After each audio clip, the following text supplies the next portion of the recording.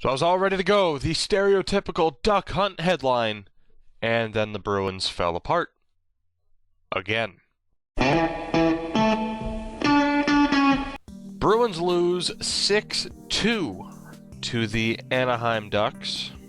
Now I know I said this to myself, and I'm pretty sure a lot of other people did too.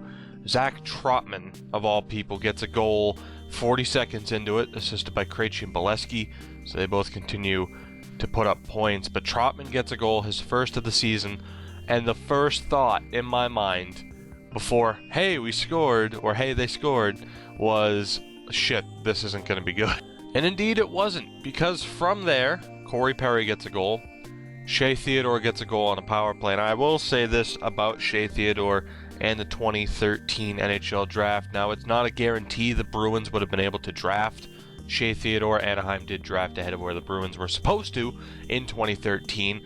That was the time they sent their first round pick to Dallas for Jaromir Jagr. But God, in 2013, I so wanted the Bruins to get their hands on Shea Theodore. They were looking for a defenseman. They took Linus Arneson in the second round of that draft, and this is why. Hell of a player. Second period, it gets even worse. David Perron a goal, and Kevin Bieksa a goal. What's worse? What is worse? Getting scored on by Zach Trotman or getting scored on by Kevin Bieksa? Now again, I don't really even want to break down these goals because they're just so goddamn infuriating, and after 2 straight wins to come into this game and to blow this one as bad as you did, it's a real knock heading into the All-Star break. But Chara gets a goal early on in the third period, assisted by Spooner and Bolesky. So again, both of those guys continuing to put up points. Chara's 7th of the year.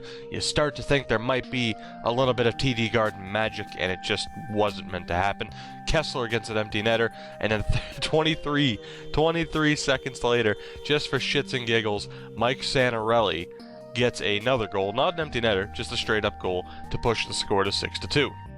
Now, Frederik Andersen for Anaheim had a solid game. He's battling hard to try and get his starting spot back from John Gibson. And of course, Anaheim, their season in and of itself leaves plenty to talk about.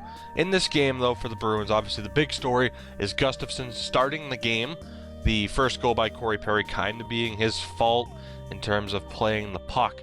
But at the end of the first period, he leaves, ends up going to the hospital after the game. Still no update at the time of recording this, hoping he is fine. Maybe it's just a flu bug, maybe it was like something like vertigo that was just really suddenly on set, but hopefully he's good. We'll talk about Gustafsson later on. Rask came into the game, obviously lets up 3 goals and an empty netter. Not exactly what you would want, but then again, not exactly his fault either.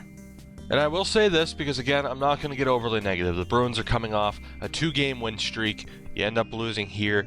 You're still projected to be a playoff team when you're able to win 2, win 3, and then only lose 1 or 2.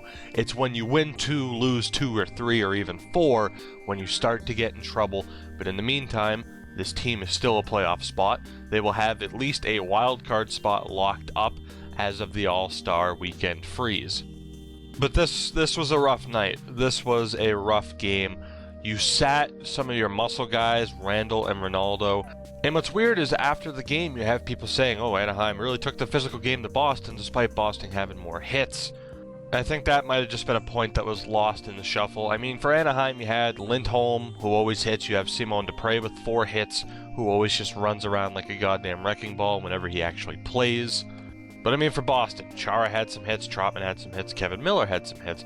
And really, it wasn't the physical play that really altered this game. Yes, Anaheim plays a physical style, but bottom line, the finish was there for them. And again, some of the players you need for the Bruins to step up and produce simply weren't there. Jimmy Hayes, almost invisible, a -1 in 9 minutes of ice time. Brett Connolly, a -2 in 11.5 minutes.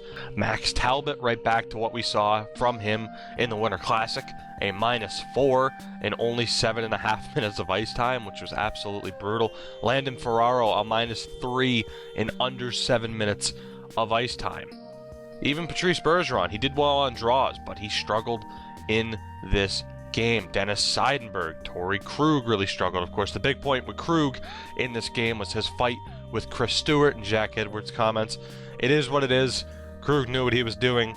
Yeah, he probably should have backed off because Chris Stewart's just a giant of a man, despite not technically being the biggest guy, but compared to Krug, he's a giant of a man. Point being, once again, some of the big players didn't produce. The bit players, the bit role players failed in their roles, and the Bruins lost, deservingly so. But again, heading into the All-Star break, they will have a playoff spot, whether or not it is the third spot in the Atlantic or the first wild card spot is currently up to Tampa, who plays Toronto tonight. Tampa wins. They overtake Boston in the Atlantic Division. But the Bruins have a playoff spot, which is maybe not what people were expecting.